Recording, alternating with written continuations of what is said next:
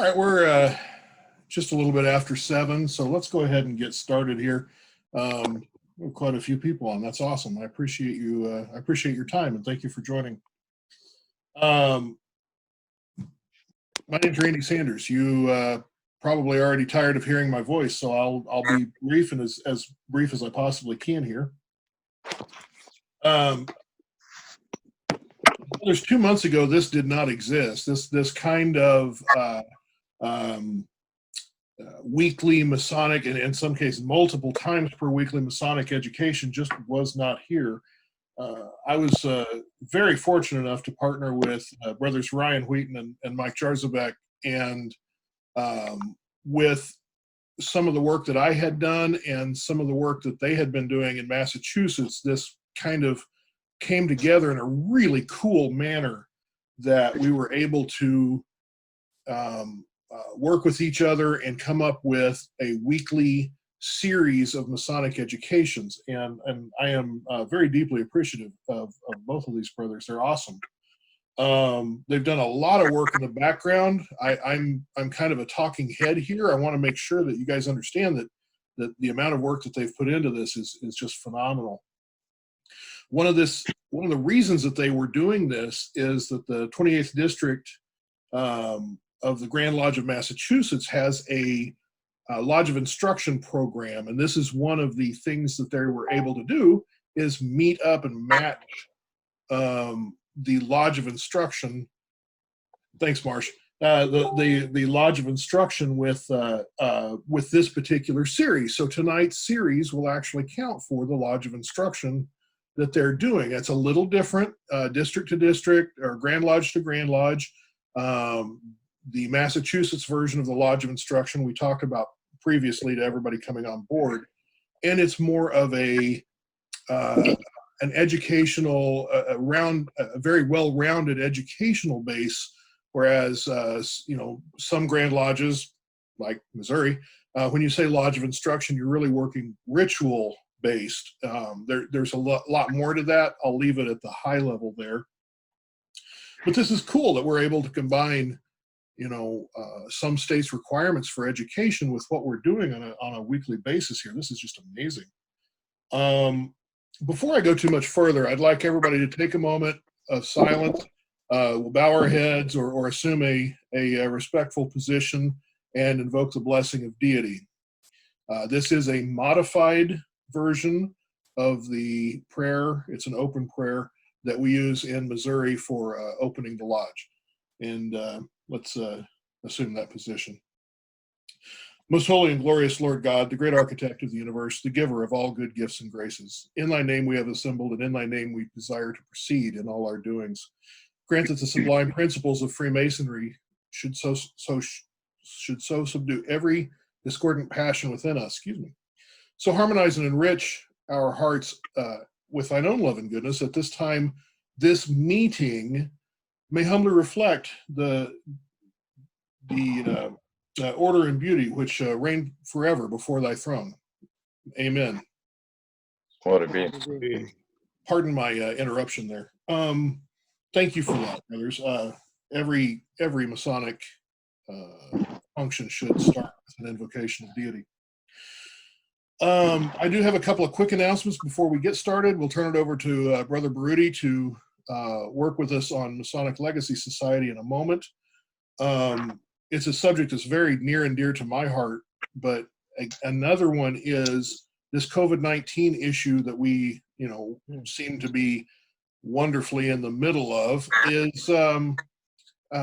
is affecting us, and it is affecting us on different levels. It's affecting us in different ways. Some people are stressed out with the home environment. Some people are stressed out with job or focused on employment, employer, with kids. And to that extent, we've brought together a panel of Masons helping Masons.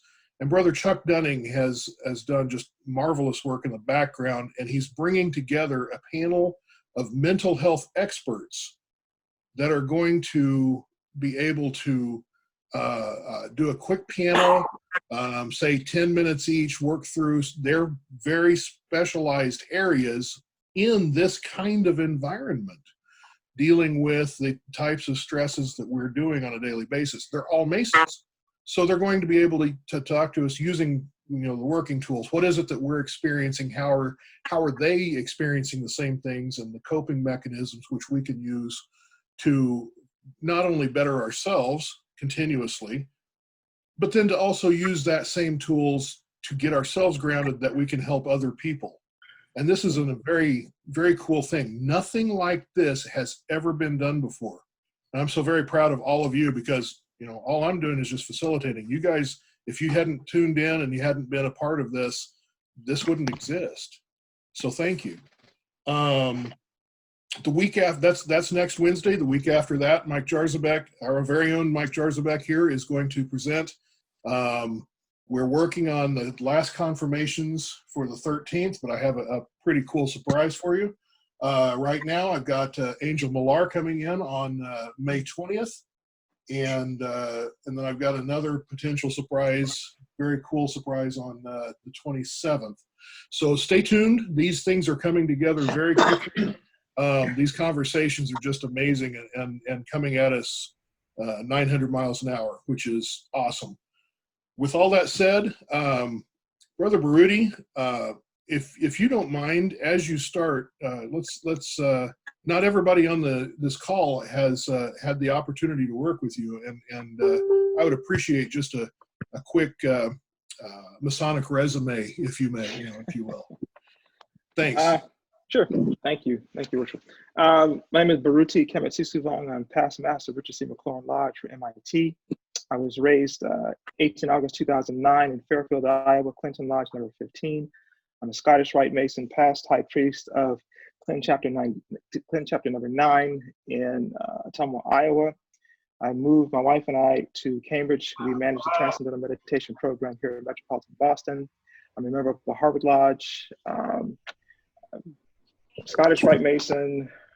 What else can I say? I'm currently serving as District Deputy Grand Marshal for Right Worshipful Paul J. Malagriffa. He's the District Deputy Grand Master for the 2nd Masonic District. I get a chance to work with him, and I'm really enjoying the experience. I've been a Mason this year, makes 11 years this year, and I've really enjoyed it a tremendous amount. I'm currently finishing my dissertation researching mystical experiences among Freemasons and Rosicrucians. So about 2.5 years ago, if you were on Facebook and in the Masonic groups, seeing posts for 3 weeks regarding a survey that was being conducted to secure respondents, that was me. I'm at the end of that now and wrapping up my dissertation research, both qualitatively and quantitatively. I'm looking forward to finish that this year. I've been meditating myself for 12 years. Again, we practice the Transcendental Meditation technique, and when I had an opportunity to connect with, in December last year, the brothers from the Masonic Legacy Society, myself and Michael Jarzabek, we met there in December of last year and became fast friends, because we thought it was strange that we had to leave Massachusetts to go to Phoenix to actually meet, and then find ourselves doing this work. So it's a really good fit to be able to offer this to the brethren. And it's a great opportunity. I think at this time, given where we are all engaging both social distancing, self-isolation, and some people may be at their wits' end, or as we say within the fraternity, the length of our cable tow is being tested.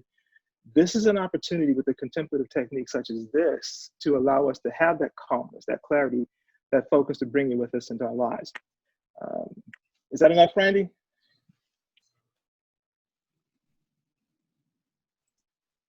It was perfect. Thank you very much. Let's that's a resume. Thank you. Well, contemplative exercise. The whole idea behind the Masonic Legacy Society, again, is to provide brethren with an opportunity to really contemplate aspects of the ritual. And tonight we'll be discussing really contemplating free will. And so what I'd like to do is for both Randy, Michael, and Ryan to simply sit comfortably. I want you to close your eyes, relax. I want you to breathe easily, peacefully, and just be in silence, just to experience the silence. And what I'd like you to do at this point is to invoke the aid of deity in whatever way is meaningful to you in terms of your tradition.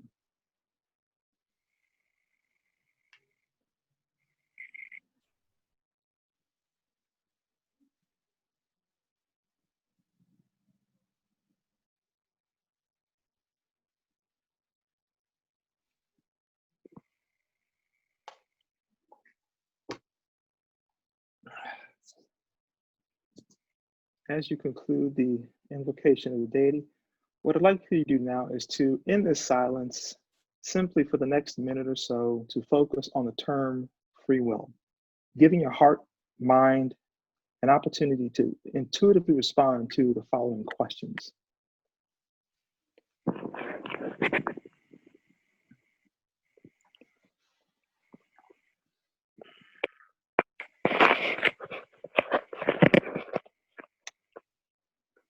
The first question: what meaningful application does the term free will have for you? Again, what meaningful applications does the term free will have for you?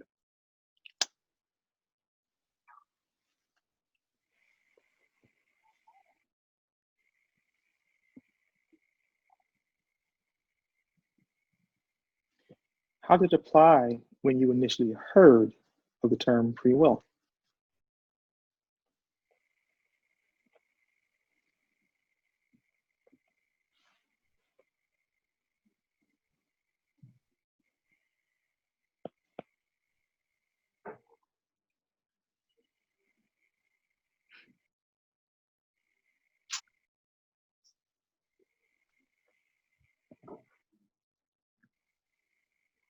Next question: how does it apply, or what meaning does it have as you look to the next stage of your life and your journey?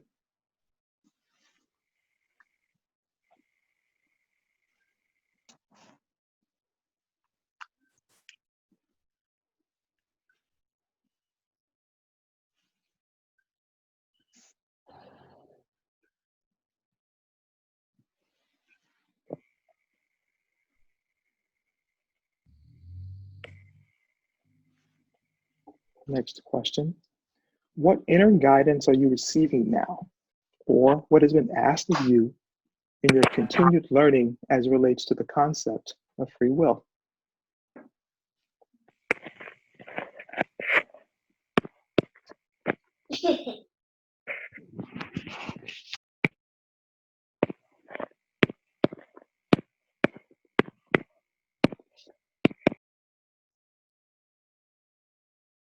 Final question: how can you bring key elements of this understanding of free will into the greater community, the people whom you serve, the people with whom you come into contact, the people whom you meet on a daily basis?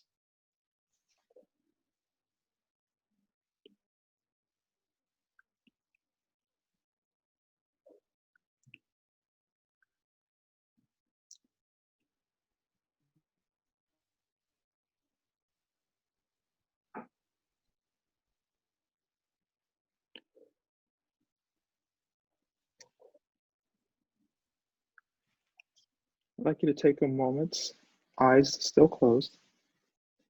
Inhale deeply through your nostrils. Inhale slowly. Hold it. And exhale slowly. Again, inhale deeply. Slowly, holding it. Exhale.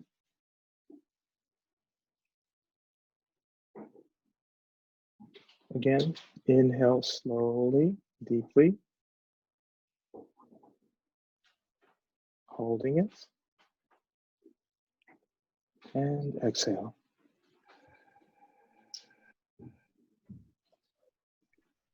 Feel your body starting at the top of your head, going through to your neck, your shoulders, your arms, your hands, your fingertips, your torso, your legs, your knees, your feet. Inhale deeply. Holding it. Exhale.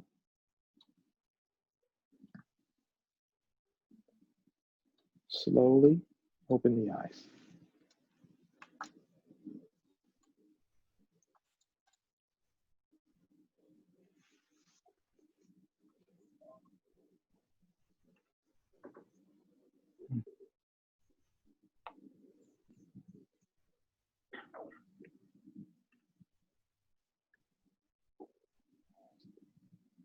What I'd like to do is to take a few moments to have, again, Randy, Ryan, and Mike to respond to the question. Again, take about a minute, no more than a minute for each of you. And we'll begin with the first question that I pose is, what meaningful applications does the term free will have for you? And we'll go with Randy first. Oh yeah, put me on the spot. No, rock and roll. At first, the first thing that came to me was there's, a good delineation between good and evil. You have the choice. And then what second came to me was, it's not about the good and evil. It's about the implied choice that we have in all that we do. Beautiful. Ryan? I relate to free will as really like System froze. Excuse me. To me, it represents like a lifting, a really encompassing feeling of being able to control my own life.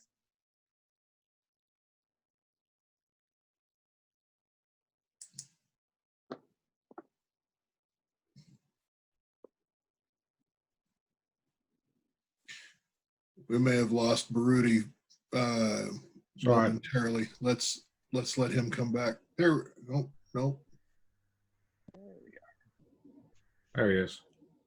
Okay. There we are. System froze for a moment. So I did not hear your response, Ryan, so you'd be so kind as to repeat that for me. To me, it really represents like an all-encompassing feeling of being able to control my own life, my destiny, my destination, where I'm going and what I want to do or what I can do. I guess what I can do is more important, I should say, than what I want to do. Beautiful. Michael? I think for me, it tends to be kind of a paradox because I truly believe in cause and effect.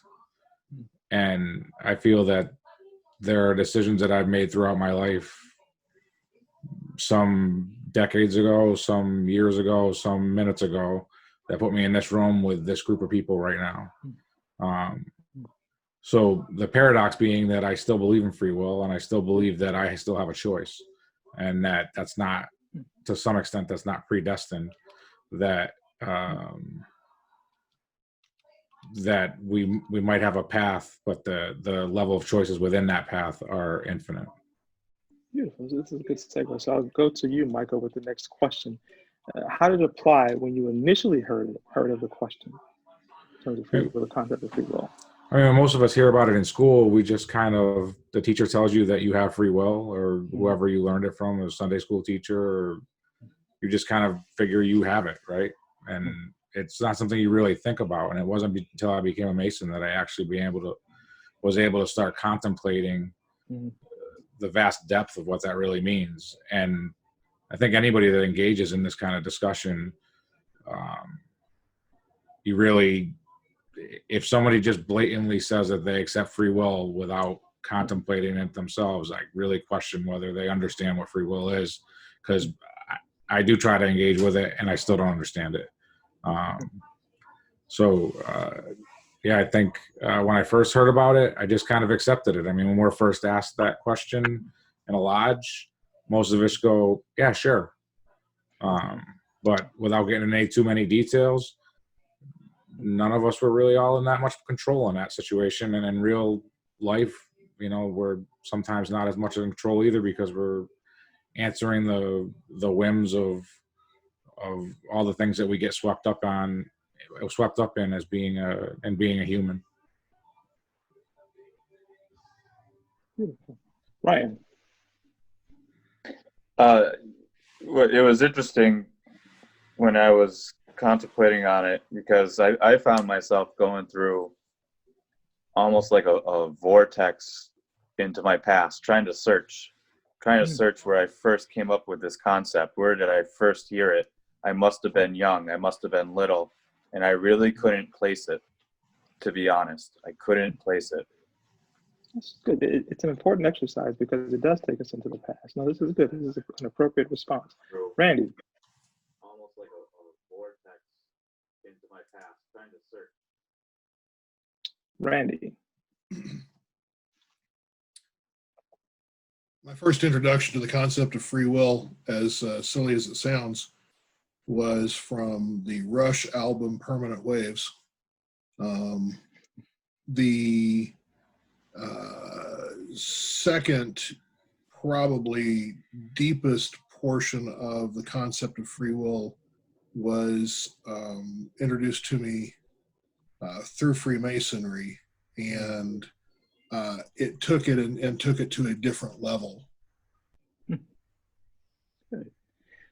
Perfect segue into the next question for you, Randy. How does it apply, or what meaning does it have as you look to the next stage of your life? Meaning, where do you go from here with this new understanding? How does that apply for you moving forward?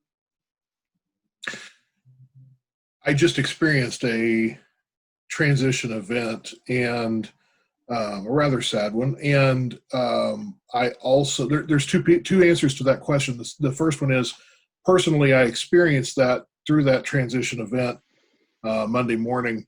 And the second piece is I also mentor a few people, and a very dear friend and I had a very long conversation in which free will and the strength of purpose, the strength of I am, was one of the subjects that we discussed. I'll just leave it at that for now. Beautiful. Ryan.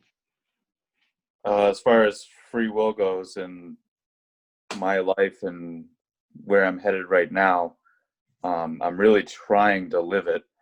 In the last year, I quit my job and started my own company to try to take that more control in my life, to be able to go where I want to go and be where I want to be when I want to be there is the idea. Now, it doesn't always work, and it's terrifying to quit your job and try to start a whole brand new business on your own, but that's kind of my notion of free will. I'm trying to break away from the regular 9-to-5 job type of living.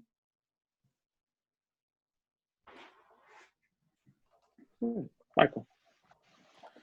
So I've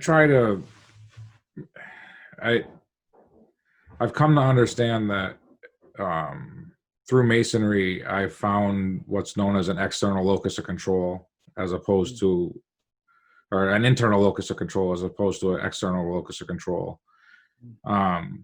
which has, I think, served me well in these last few weeks, in the fact that I try to find the ways that I can control things in my life, even when things seem out of control around me. And that's not always easy, as Ryan said. But I think it's important, and I think it's a maturation that happens in Masonry. And I think the whole concept of becoming a master gives you that. I mean, when I joined a lodge, I couldn't set a table for a family of 4, never mind feed one. And I found myself in all kinds of situations and leadership roles, all the way up to being a Grand Warden.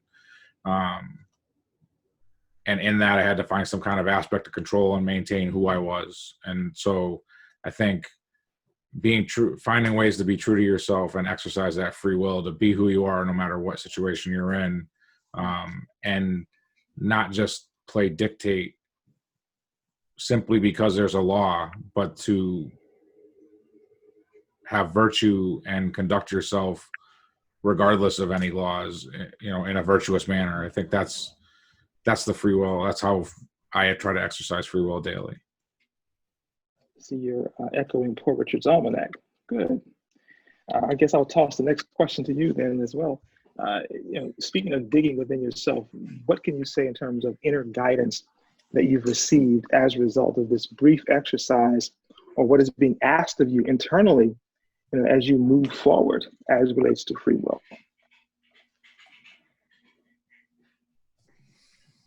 Michael. I think as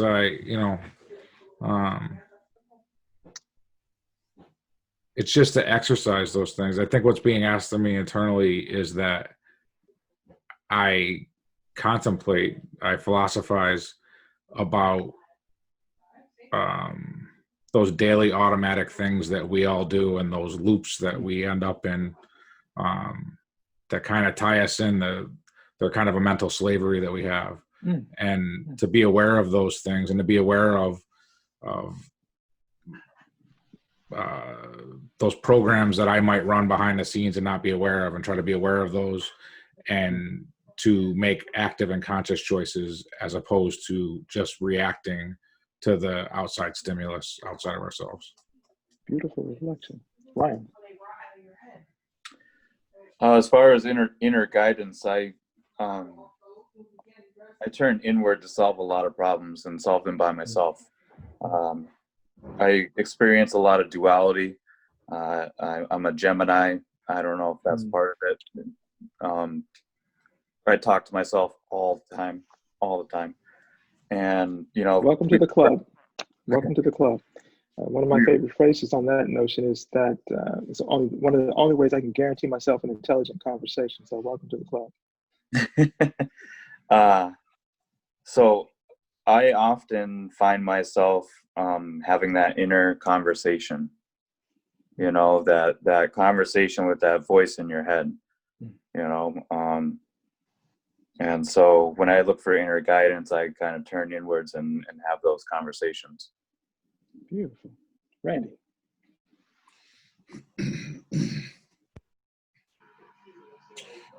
I began thinking of the North and the concept of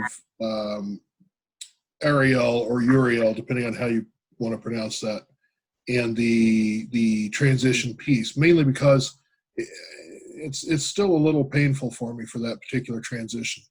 So that was what came to me directly.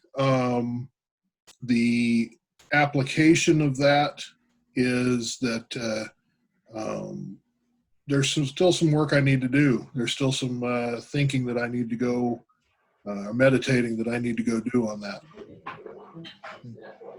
The beautiful part about the journey is that's where we all are. And we're going from being a rough asher to being that smooth asher, which brings me to the final question. How can you, as you consistently undergo this process, this internal process, how can you bring these key elements of this understanding of free will into the larger community? I mean, the people with whom you come into contact, your family, your friends, your colleagues, random people whom you meet on the street. How can you bring this understanding, this burgeoning understanding, into your interactions with them? Randy. The short version of that answer is personal responsibility and the concept of you're making your own bed that you're lying in. How do you kindly and how do you compassionately present that to somebody else? Maybe I'm not the right person to do that, but the other piece to that is guiding people through that transitory period of realization that the choices that they made are their own. And that's probably the best way I can put that.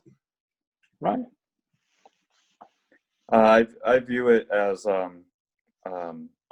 the concept of free will to be very strengthening. And it really instills confidence, I think. And so I try to instill that in everyone else as well. That belief that once you realize you can do anything that you really want to, it is incredibly freeing. Mhm. So I try to instill in others to Agreed. do Agreed. their Michael. dreams and their paths.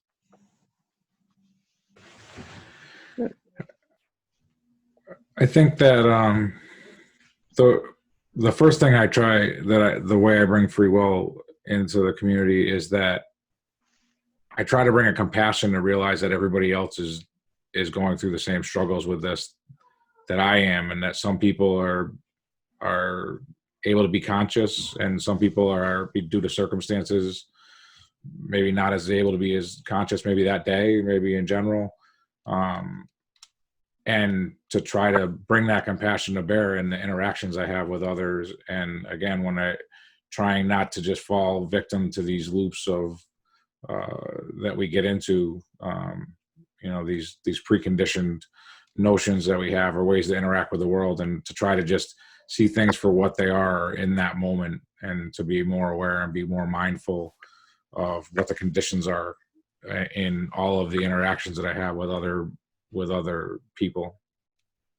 Beautiful, beautiful.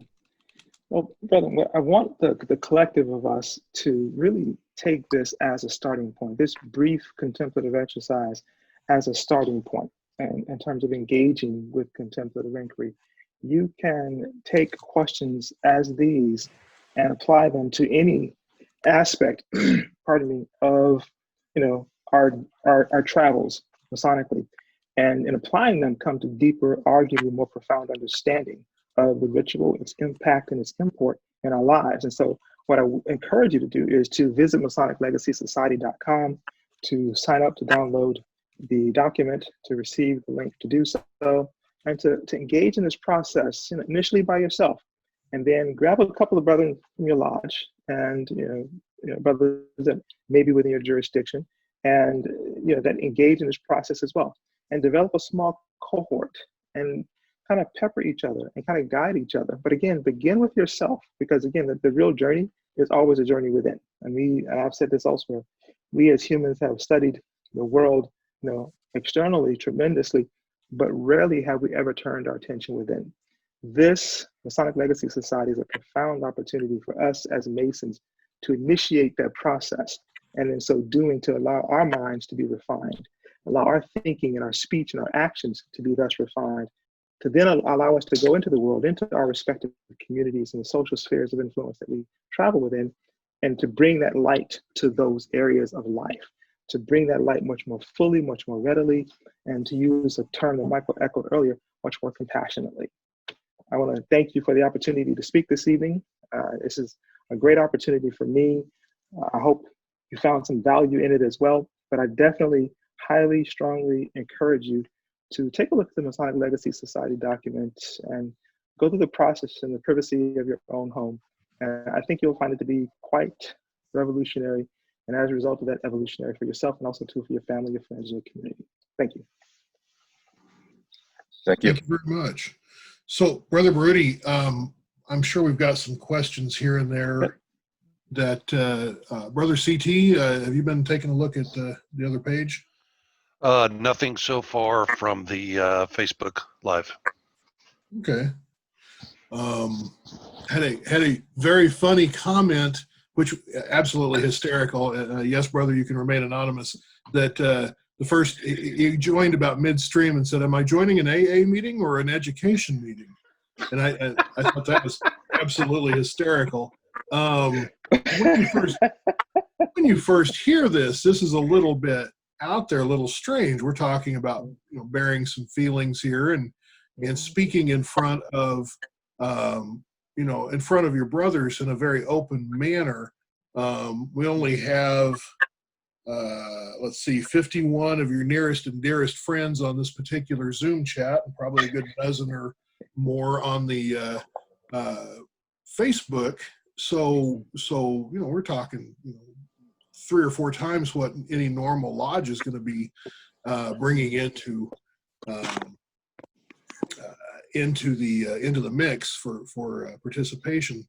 But that's very cool. This is something that I look very much forward to. Brother Jake, who's going to be speaking here shortly, and I and a couple of others on this call are all signed up for the to receive that education for Masonic Legacy Society and become, Good. teachers of teachers. So that's good. Very good. Well, I look forward to you guys, brothers, being there and participating. It's a great experience. I mean, I've got something that's coming out on the trial next month, I believe it is, that's a similar exposition. And it's really encouraging, brethren, to really take this to heart, because we are points of light. I make that argument in the piece. We're points of light. I mean, I think it was Albert Pike who said it best, that, we have all the light we have. We have all the light that we need. We simply need to put it into practice. And as we take the time to really contemplate our ritual, to understand the depth of what it offers us, we have profound opportunity to be of service. That's really what this is about. And especially at this time when our families and our friends and colleagues are stressed, let us bring the calmness that we cultivate within us to them and be that point of light, be that service. It's a unique opportunity, so let us do it. Let's do it. Brother Mike, did you want to speak a little bit more on Masonic Legacy Society? Have we talked about it sufficiently? What would you like to do? I mean, I think Baruti covered it. It's just like he said, so the next step is a small group of us are going to get together and do some facilitator training. There may be some other facilitator trainings that go on past that, but the idea, for those of you that are familiar with Abby Hoffman, Steal This Disc, Steal This Book, whatever, we want you to take this and make it your own. This isn't a top-down thing. This isn't something you pay for. This, like, we discussed ad nauseum whether we were even going to put our names on it, because we didn't want it to be something, just another group, another Masonic group with another jewel and a fancy apron or whatever else. We really wanted this to be something that you could take and put into practice in your own lives, because we feel that that's really the most important thing, is that, I mean, if you can't take this and put it into practice in your own life, and a discussion I had with another brother a while back was, if you can't use this when you're taking a dump, to be as blunt as possible, then really how useful is it? So That's good. Couldn't get through there, but that's really, he went there. Yeah. But I use humor in that way to illustrate really what I mean is that if you can't use it in the everyday things that you do in your life, then Masonry is not essential, as the article I wrote a while back. Is it essential? And it's essential when we make it essential and we use it in our daily lives, and it's not just something that we go do to pass the time in the evenings. Here. So yeah, please go and pick up the document. There's 350 brothers have already signed on, and we hope that little mini communities pop up and that each take on their own flavor and their own personalities, and this becomes a lot bigger than we ever could have dreamed individually in that room when we helped develop it. Agreed. So, before going too much further, the last question I think we have for you, Brother Baruti, have you eaten at the canteen in Ottumwa, Iowa? I have not. I've not eaten at the canteen. My time in Iowa, I was in Fairfield, and I would go to Ottumwa for chapter. Chapter was in Ottumwa. Chapter Council and Commandery was in Ottumwa, and it's an amazing Fairfield. If you know nothing about the place Fairfield, Iowa, it is an amazing place. It's a very small. It's less than 10,000 people live there. Most of them, about 1,500, almost 2,000 are students, and then practically everyone else in the town, they practice transcendental meditation. And that is something that I know how it may sound, I know what it sounded like to me when my mentor, Morehouse Dean Carter, recommended that I read Dr. John Hagelin's book, Manual for Perfect Government. But when I read the book and studied the book and got into it, I began really enjoying it. And then that was 2006. And then subsequently, 2008, learned TM, Friday, 25 April 2008, in a torrential downpour in Fairfield, Iowa. I'd flown from Atlanta to do so. And my time in Fairfield which is where I met the woman who became my wife, that you find it to be a very special place. And it's there because, you know, you really are turning your attention inward. You're spending time doing so. And those of us who spent time there and then go out into the world, we find ourselves in positions such as this, doing things such as this, either teaching TM or in other areas of the world doing something to help spread a bit more light, life, and love. Yeah, it's a beautiful place. But no, I had not eaten at the canteen. No. Very cool. Thank you for that. The Pleasure. one of the things that I can maybe add on to a little to elucidate a touch on Masonic Legacy Society is that the society, go read the entirety of the web page, because it's pretty cool. It's not incredibly long. It'll take you a few minutes, but it's worthwhile. The Legacy Society is not meant to come in and turn every chapter, every lodge, everything into some kind of meditation portal. It's meant to introduce it and say, if that's your path, this is a way to do it. If it's not your path, that's fine. Instead of doing the meditation, think about doing deep thinking exercises. What is it that you can do to expand your own mind? What is it that you can do to become a deeper thinker, a better thinker? Whether it's through meditation or not, there's exercises that make a whole lot of sense that can help with that. And why are we, the whole purpose of us being together is that we're working on becoming better Masons. There we go. And better members of society. So there we go. It's a continuous loop. Is it going to be some kind of massive, ground resurgence? Oh, this is what Freemasonry should be. No. Think of it as more of an introduction piece, a way to come about and think about things in a different manner, and a way to approach, meditation in a different light. Everybody has that connotation and denotation with meditation that may have been a good thing or bad thing in the past. This is just a different way of saying, all right, let's kind of think about this in a different way. What are we here to do? And how do we do that? So I'm very excited about that. Agree. So, It's beautiful because I think in going from that, rough ashlar to that smooth ashlar, we're utilizing these tools. And this is merely another tool that's in your toolbox to help you to become that better person, to help you to become that better man, to become that better Mason. This is an additional tool, and it is a powerful tool that will certainly round out your understanding of yourself as a man, as a brother, and as a person within society in a very profound way.